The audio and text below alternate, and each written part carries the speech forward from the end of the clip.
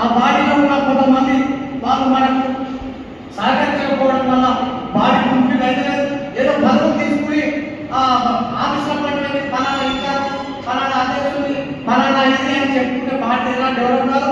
ప్రజాక్షేత్రంలో మనం ముందుకు పోతే కాశీరామ్ పోయినట్టు లేకపోతే అంబేద్కర్ పోయినట్టు మనం పోయి ముందుకు పోయి మన ప్రజా సమస్యలు తెలుసుకుని ముందుకు పోతే మన పార్టీ డెవలప్ అవుతుంది. కానీ ఇక్కడే మీ ఊళ్ళో వచ్చినప్పుడు ఆ సార్ అటెండెన్స్ మీరు తీసుకుంటే సార్ రాష్ట్ర వ్యాప్తంగా అన్ని కమిటీ మధ్యాహ్నం ఉన్న స్టేట్ అధ్యక్షుడు అక్కడ ఉన్న ఒక ప్రకటన చేసినప్పుడు నాకు కూడా చెప్పడం జరిగింది. అయితే మేము ఏమన్నాము అంటే ఇక్కడ ఉన్న 2 జిల్లా ఇన్ఛార్జీలు ఎస్సీలే, అదేవిధంగా అధ్యక్షుడు ఎస్సీ, మరి మన పార్టీ బహుజన ఐక్యత వర్తించాలంటారు. మరి ఎస్టీ లేరు, మైనార్టీ లేరు, బీసీ లేరు. ఇప్పుడు నియోజకవర్గ అధ్యక్షులు అంటే అదే రకంగా కనబడుతుంది, మీరు అదే రకంగా కనబడుతుంది. జిల్లా స్థాయిలో కూడా కనీసం ఒక కలెక్టరేట్ యూనియన్ విషయం ఇప్పుడు 20 రోజులే ధర్నా జరుగుతుంది. రైతుల పక్షాన కొట్లాడుతుంది. జిల్లా వ్యాప్తంగానే కనీసం ఇందున్న మహారాష్ట్ర నాయకులు చాలా బాధిస్తారు. ప్రజా సమస్యల మీద ఉండడం పార్టీ ఏ రకంగా ముందుకుంటుంది.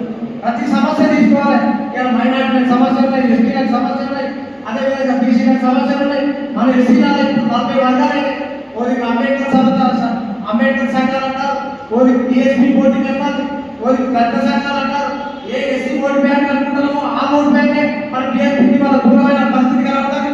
అటువంటిప్పుడు బీసీలకు, ఎస్టీలకు, మైనార్టీలకు మన అగ్రవర్ణ పేదలు మన పార్టీ వైపు మన ముందుగా పోతే మన పార్టీ ఏ రకంగా ముందుకు పోతుందని నేను ఈ సందర్భంగా ఎందుకంటే నేను అడుగుతాను. నేను కూడా డిగ్రీ చేసిన ఎందుకంటే ఇక్కడ సిద్ధేసిపేట కేసీఆర్ ఫస్ట్ ఎమ్మెల్యే గెలిచినప్పుడు ఇక్కడ డిగ్రీ ఇంగ్లీష్ మీడియంలో పాస్ అయినా ఆ రకంగా నా నేర్పథ్యం ఉన్నది.